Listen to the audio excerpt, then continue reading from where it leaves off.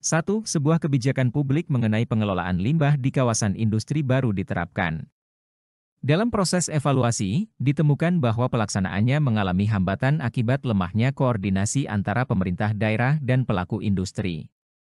Langkah terbaik yang dapat dilakukan seorang analis kebijakan untuk mengatasi masalah ini adalah A. Meningkatkan anggaran untuk pengelolaan limbah, B. Menyusun ulang kebijakan menjadi lebih sederhana agar mudah dipahami, C. Mengidentifikasi akar masalah dan menginisiasi forum komunikasi antara pihak terkait. D. Menyerahkan pengelolaan limbah sepenuhnya kepada pelaku industri, E. Mengganti seluruh pelaku industri yang tidak mematuhi aturan.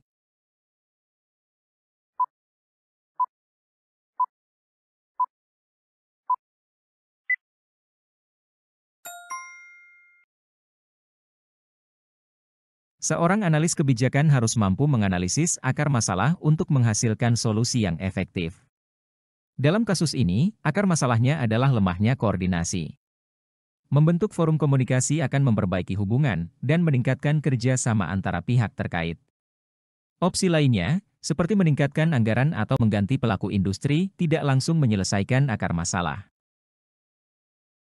2. Saat menyusun kebijakan publik, seorang analis kebijakan menggunakan pendekatan evidence-based policy.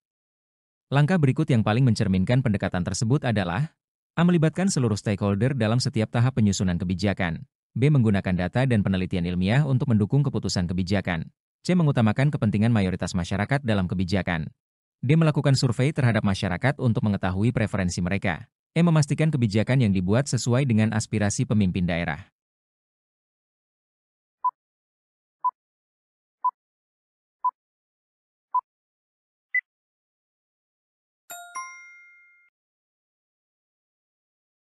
Pendekatan evidence-based policy mengandalkan bukti empiris, data, dan penelitian untuk menghasilkan kebijakan yang efektif. Sementara opsi lainnya penting, seperti melibatkan stakeholder atau melakukan survei, langkah tersebut tidak secara spesifik mencerminkan prinsip evidence-based policy.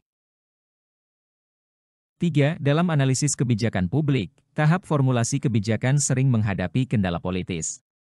Salah satu strategi untuk mengatasi kendala ini adalah A. Mengabaikan faktor politis agar kebijakan bersifat netral. B. Menjalin aliansi dengan kelompok kepentingan yang memiliki pengaruh besar. C. Memfokuskan formulasi kebijakan hanya pada solusi teknokratis. D. Memasukkan perspektif berbagai pihak untuk memperoleh dukungan politis.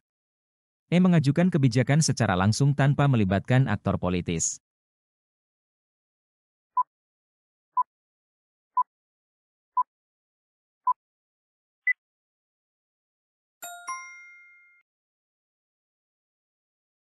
Memasukkan perspektif berbagai pihak, termasuk aktor politis, dapat membantu menciptakan dukungan yang lebih luas. Strategi ini menunjukkan kemampuan seorang analis kebijakan untuk bekerja secara kolaboratif dan memastikan kebijakan dapat diimplementasikan. Opsi lain seperti B atau C cenderung mengabaikan prinsip inklusivitas. 4. Sebuah kebijakan untuk memperluas akses layanan kesehatan di wilayah terpencil mengalami penolakan dari masyarakat lokal, karena dianggap tidak sesuai dengan kebutuhan mereka. Apa langkah awal yang harus dilakukan analis kebijakan? A. Menyesuaikan kebijakan berdasarkan kebutuhan masyarakat. B. Meningkatkan sosialisasi kepada masyarakat lokal. C. Menghentikan implementasi kebijakan untuk sementara waktu. D. Melakukan analisis ulang kebutuhan masyarakat sebelum melanjutkan kebijakan. E. Mengalihkan program kebijakan ke wilayah lain yang lebih siap.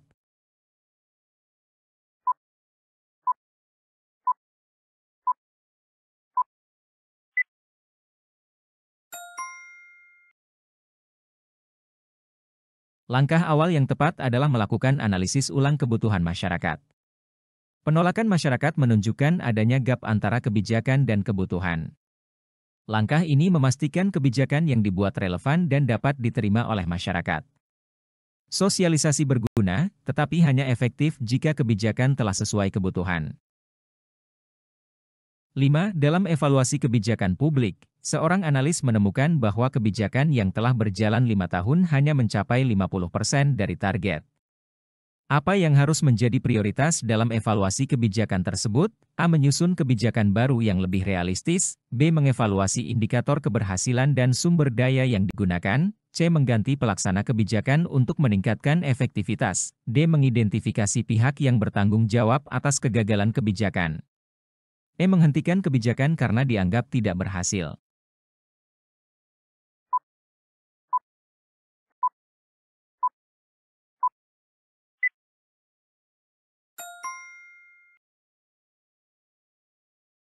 Evaluasi kebijakan bertujuan untuk memahami penyebab kegagalan dan memperbaiki pelaksanaan kebijakan. Mengevaluasi indikator dan sumber daya adalah langkah prioritas untuk mengetahui apakah target yang ditetapkan realistis dan sesuai dengan kapasitas yang ada. Opsi lainnya, seperti menyusun kebijakan baru atau menghentikan kebijakan, tidak menyelesaikan masalah utama.